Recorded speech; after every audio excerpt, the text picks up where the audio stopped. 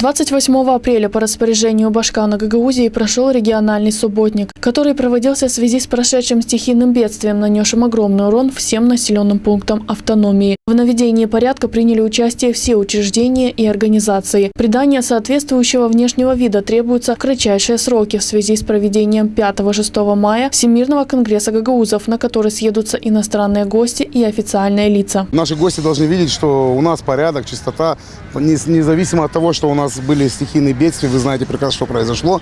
Но люди мобилизовались, и каждый убирает возле себя. Очень много волонтеров, которые сами уборку инициировали.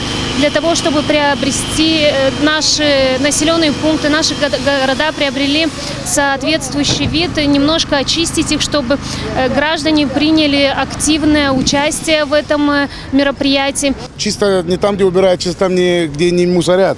Ну, поэтому я призываю всех жителей, чтобы они вышли, возле своих домов убрали, чтобы они убрали возле своих учреждений, где они работают.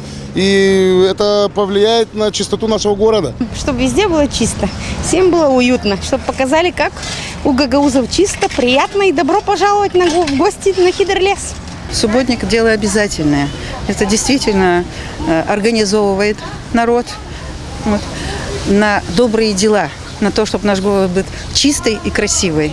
И, конечно же, обязывает всех нас соблюдать порядок в городе и помогать друг другу.